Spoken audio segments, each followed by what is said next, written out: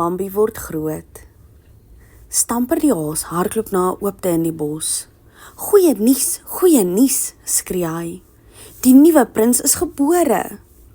Is die nuwe prins gebore? Roep die uil verbaas van waar hy op 'n ou boomstomp sit. Waar is hy? Maak gou, ons moet almal gaan kyk hoe hy lyk. Volg my, skree Stamper. Met vlerke wat wapper en pote wat klap, hardloop die diere agter Stamper aan. So vinnig soos die wind storm hulle deur die bos om die pasgebore baba prins te sien.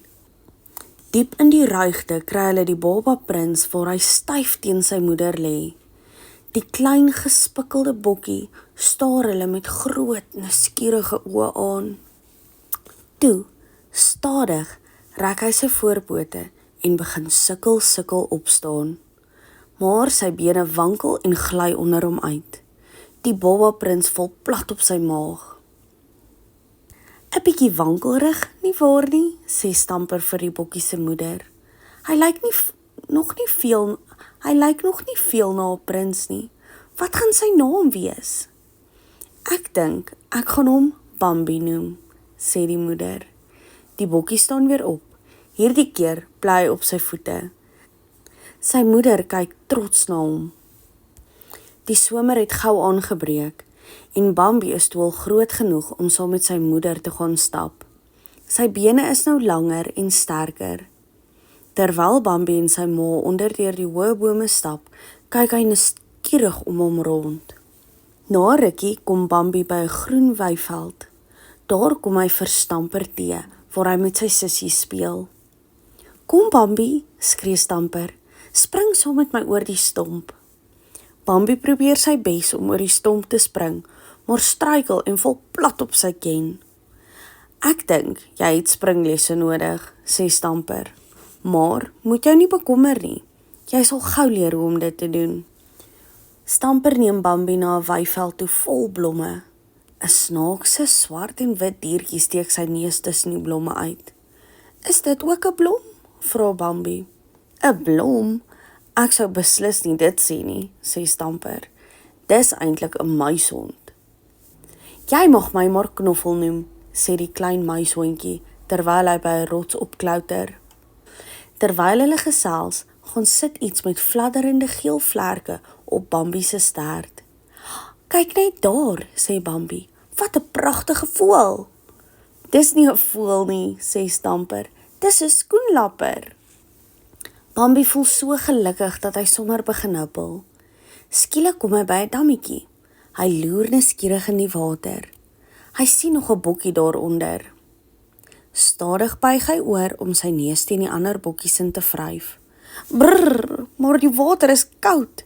Hy skud sy kop om van die ijskoue druppels ontslae te raak. Toe kyk hy weer in die water.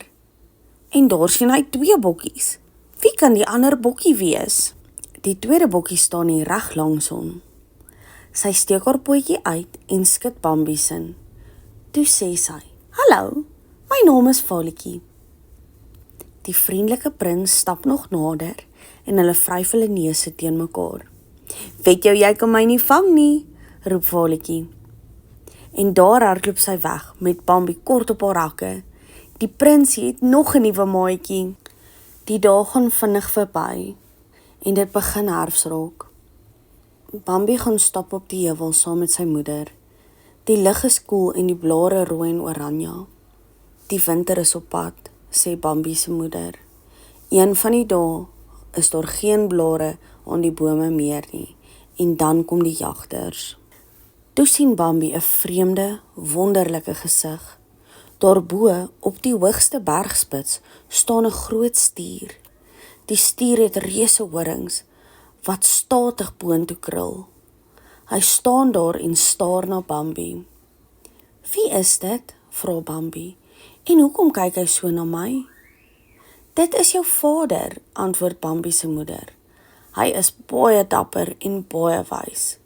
Van al die bokke in die bos is hy die sterkste, die oudste en die statigste. Dit is hoekom hy die groot prins van die bos genoem word. Skielik hoor Bambi 'n harde knal. Die voëls vlieg op. Eekorings, muishonde en hase en ander diere skarrel verby. "Wat is dit, moeder?" vra Bambi. "Wat gaan nou aan?" "Gou Bambi, volg my," sê sy moeder.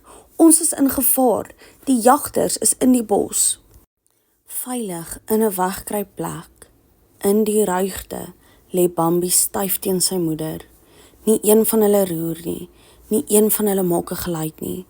Net bokant hulle, in die ruigte, staan 2 jagters met hulle gewere.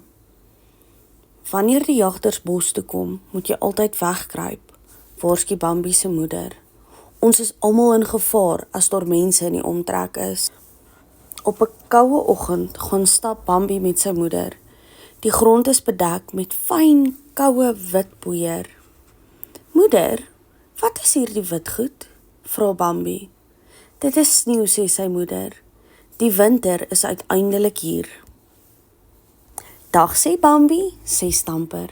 "Hoe lyk die dammetjie nou vir jou?" Bambi kyk verbaas na die bevrore dam.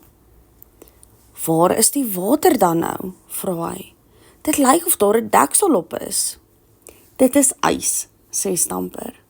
"Dis sterk genoeg dat jy daarop kan loop. Volg my." Bambi klim op die ys, so Stamper. Sy voorpote gly die kant toe, sy agterpote gly daardie kant toe. "Jou bene raak weer wankelrig, né?" terg Stamper. Die klein hasie gryp Bambi se agterpote en probeer hom op sy pote help. "Ys is glad," sê Bambi. Maar die tyd gaan verby en die sneeu verdwyn. Dit is weer lente. Bambi word al hoe groter. Die bome begin klein groen blaartjies kry en vars groen gras bedek die grond. Knoffel, die muishond, het 'n nuwe gesin en so ook mevrou Kwartel. Bambi stap dam toe om te sien of die water nog gevries is. Daar sit Stamper op 'n hol stomp. Bambi laat sy kop sak en kyk in die water. "Ek sien 'n bok daaronder in die water," sê hy opgewonde vir Stamper. "Dis 'n takbok met horings." "Daardie bok met die horings is jy, Bambi," sê Stamper. "Jy het groter geword die winter."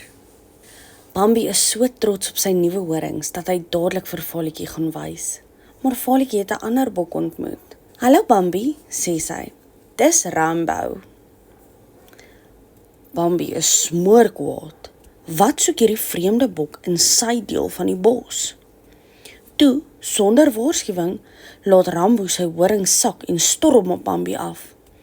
Maar Bambi staan op sy agterpote en skop met sy hoewe. Hy stamp Rambo by die sandbak af tot binne in die dam. Toe stap Bambi terug na Voletjie toe. Trots stap Bambi voor Voletjie uit in die oopte. Toe hy opkyk na die bergspits, sien hy sy vader wat afkyk na hom. Die ou stier, die groot prins van die bos, staar na Bambi met bewondering in sy oë. Die jong prins het homself as 'n dapper seun bewys.